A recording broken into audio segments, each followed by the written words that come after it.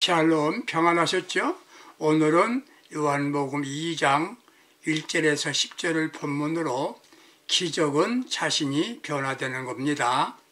기적은 자신이 변화되는 것입니다. 이런 주제로 말씀을 드리겠습니다. 사랑하는 애청자 여러분, 기적을 믿으십니까? 그러면 기적을 체험하셨습니까? 이제는 기적을 믿을 뿐만 아니라 기적을 체험하고 기적을 일으키는 주인공이 되시기를 기원합니다. 왜요? 기독교는 기적의 종교입니다. 구약시대나 예수님 당시에만 기적이 일어난 게 아닙니다. 지금도 기적이 일어나고 있습니다. 성경은 기적의 이야기입니다. 기적이란 무엇인가요? 하나님의 특별한 역사하심으로 초자연적 현상이나 놀라운 사건이 일어나는 것을 기적이라고 말합니다. 모세 때에는 홍해가 갈라졌습니다. 애굽에 10가지 재앙이 내리게 했습니다. 광야에서 만나가 내리고 반석에서 생수가 솟아나게 했습니다. 사도들도 기적을 일으켰습니다.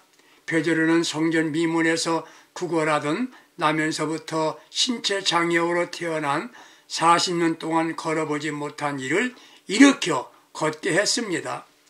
예수 믿는 사람들을 잡아 죽이고 다메섹으로 가던 사울이 예수를 만나고 변화되어 설교를 듣다가 졸다가 아래층으로 떨어져 죽은 유두고를 즉시 살려냅니다. 오늘 또 수없이 기적이 일어납니다. 요한복음 2장 1절에서 10절의 말씀은 예수님께서 공생애에서 처음 행하신 기적의 이야기입니다.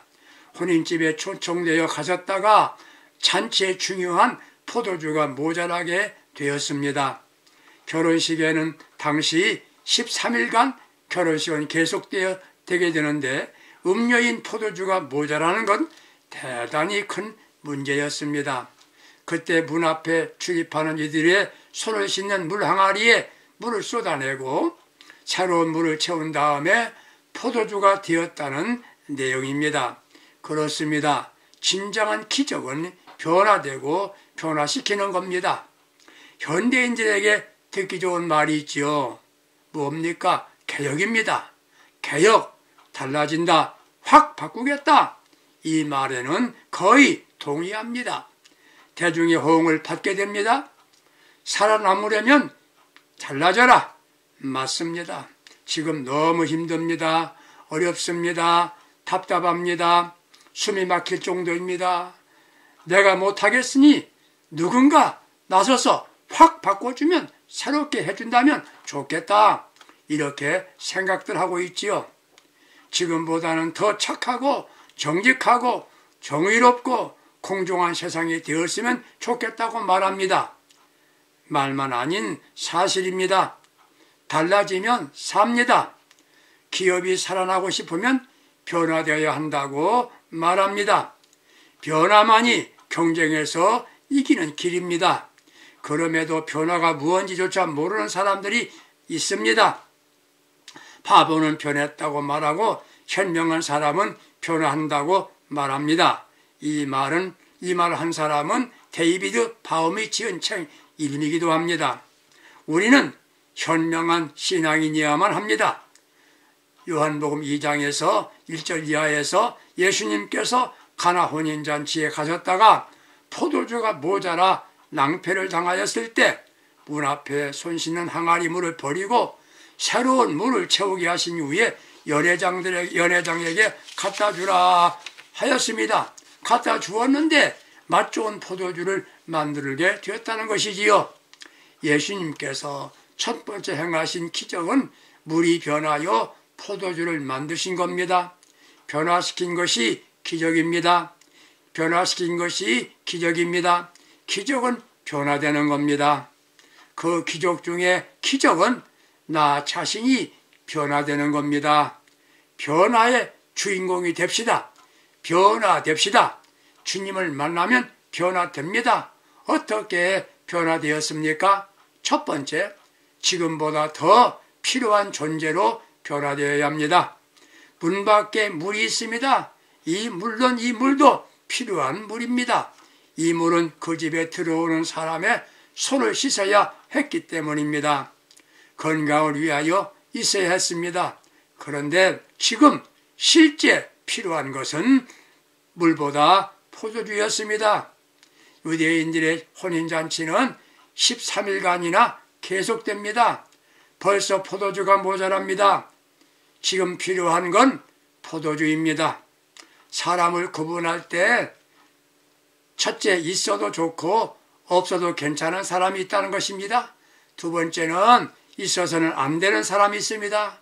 해가 되는 존재란 말이지요. 그러나 중요한 건 없어서는 안 되는 사람입니다. 꼭 필요한 사람이란 말이지요. 누구입니까? 누가 필요한 사람입니까? 올바르게 사는 사람입니다.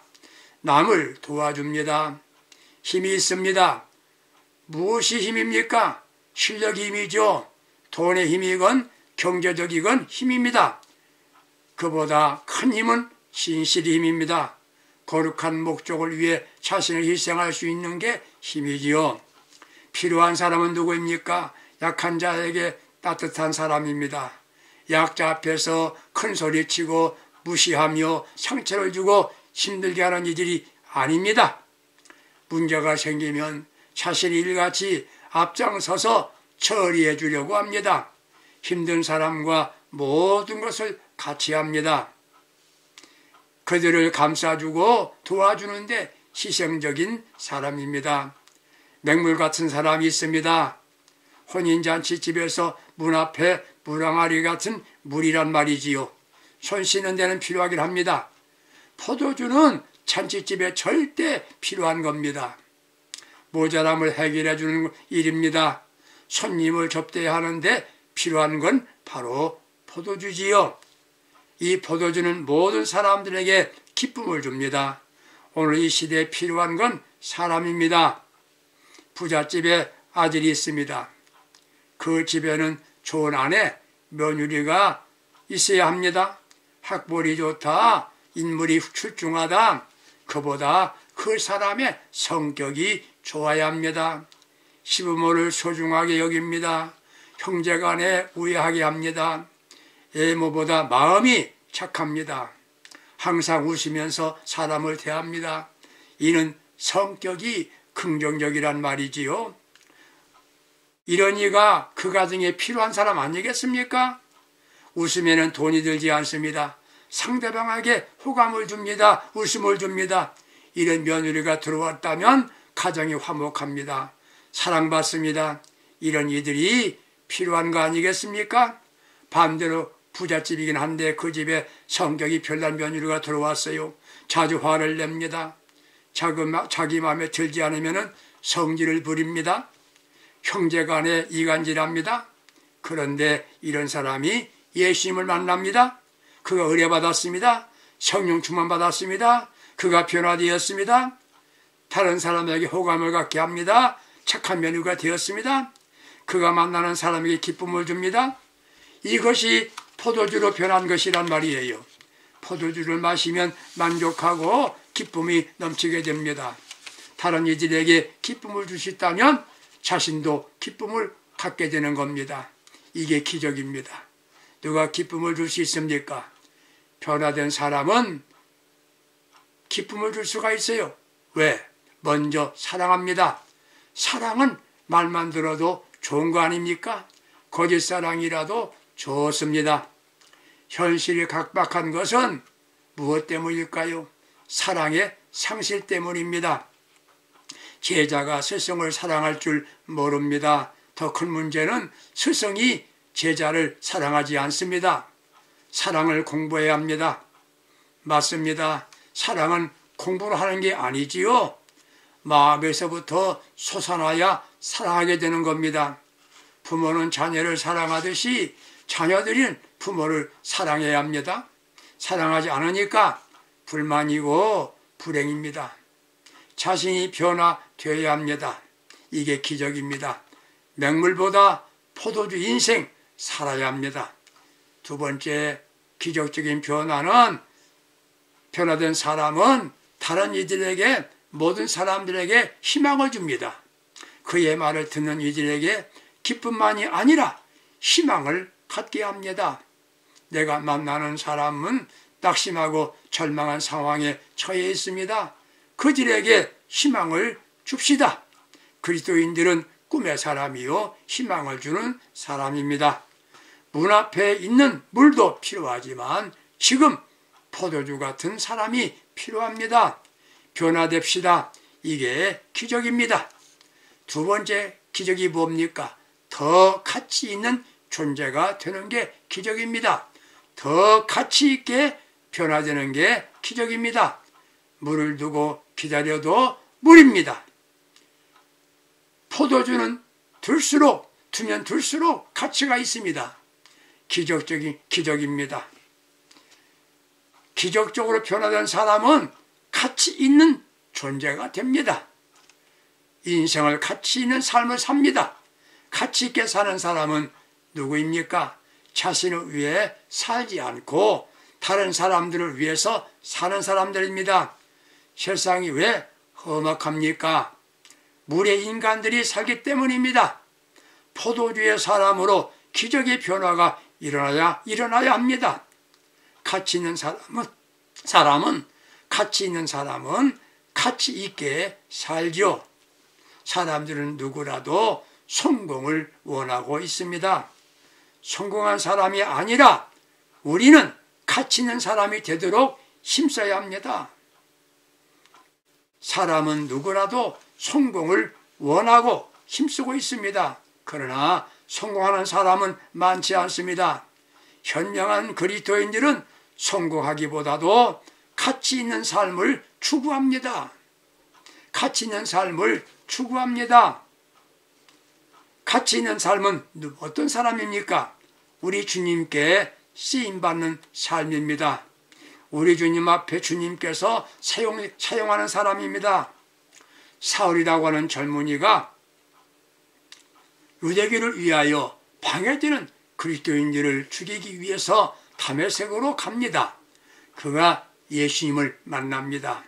내가 왜 나를 핍박하느냐? 이 사울이 변화됩니다. 그는 자신을 위해 살았으면 속된 말로 출세, 성공한 조건을 갖춘 사람입니다. 그는 사울로 살지 않고 바울로 삽니다. 오직 하나님의 영광을 위하여 라는 삶의 목표를 삼고 주님을 위하여 복음을 전합니다.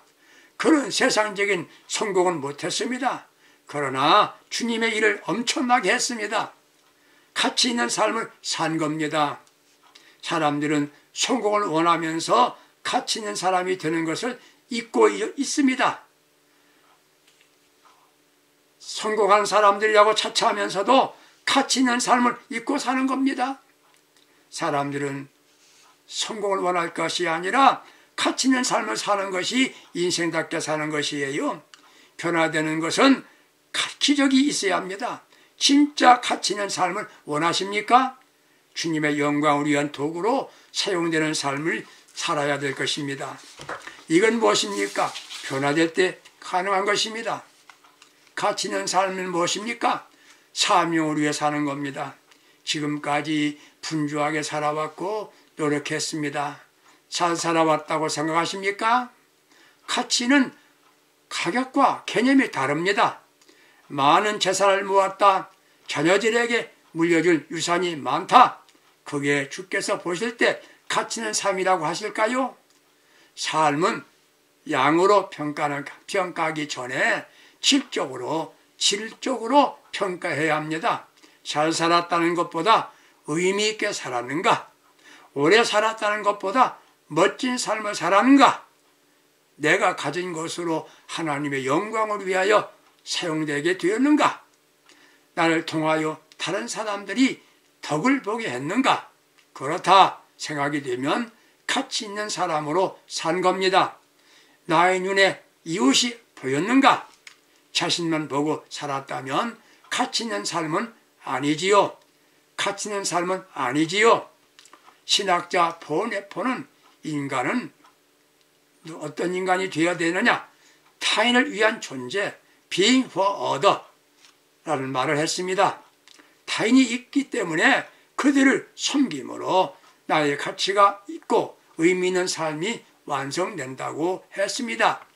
이것이 바로 주님의 손을 잡고 가는 사명입니다. 주님이 주신 은사는 지극히 작은 이웃을 주님의 사랑으로 섬기라는 겁니다. 왜 세상이 험하고 악합니까? 자신만 위해 살려고 하고 자신만 보이기 때문입니다. 권력을 부유함을 추구하는데 자신을 위하여서입니다.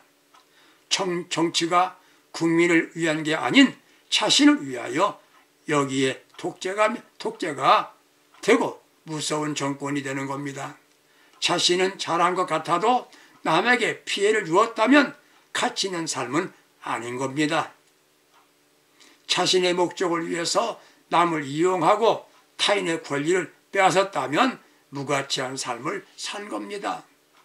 자신은 희생이 되었어도 다른 이가 득이 되었다면 가치 있는 삶입니다.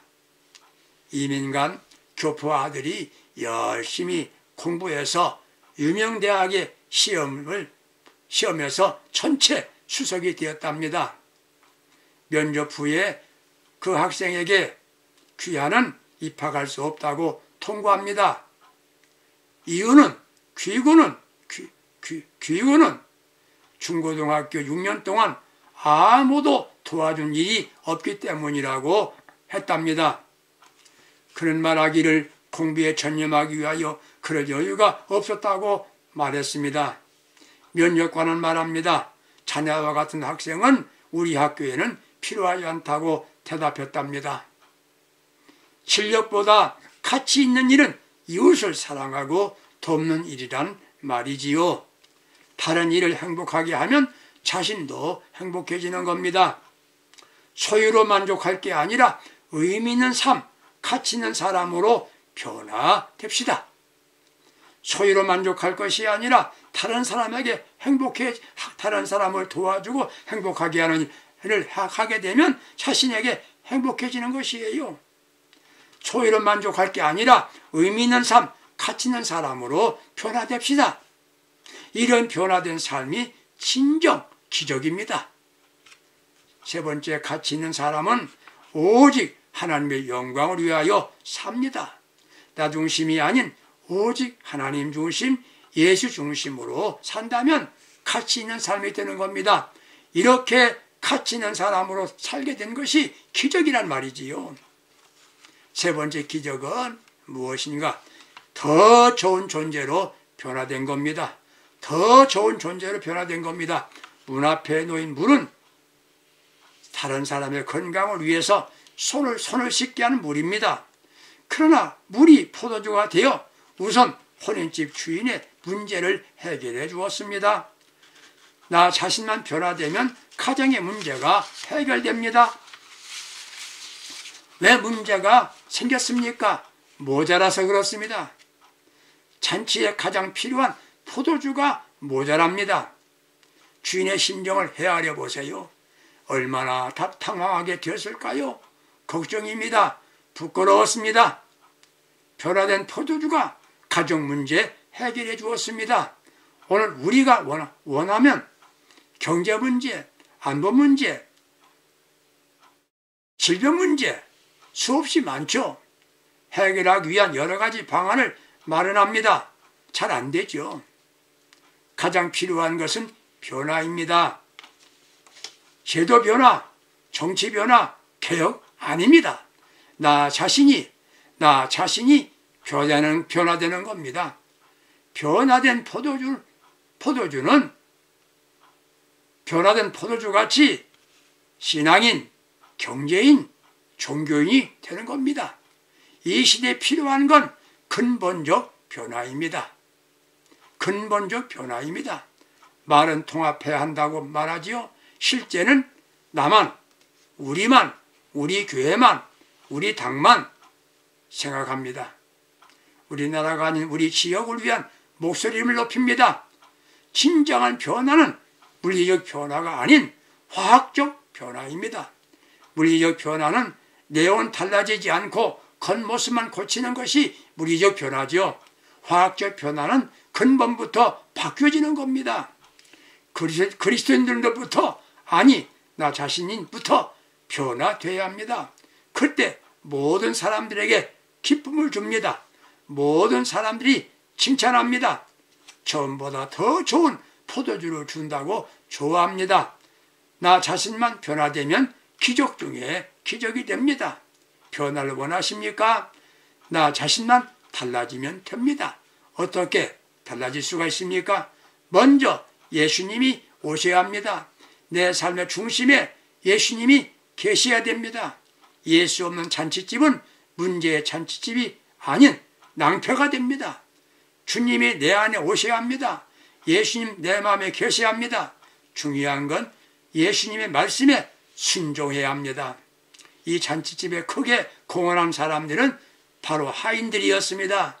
주께서 말씀을 하시는 대로 순종한 그들이 이 기적의 변화의 비결을 알게 된 겁니다. 잔치집의 하인 같은 주의 말씀에 순종만 하는 우리가 되고 변화를 주도합시다. 물을 포도주가 되는 기적, 즉 변화의 신앙인들이 되시기를 주님의 이름으로 축원합니다. 주여 나를 변화시켜 주옵소서. 맹물 같은 나 자신이 포도주 같은 기적의 주인공이 되게 하시옵소서. 예수님의 이름으로 기도합니다. 아멘. 여러분들 사랑합니다. 감사합니다. 승리합시다.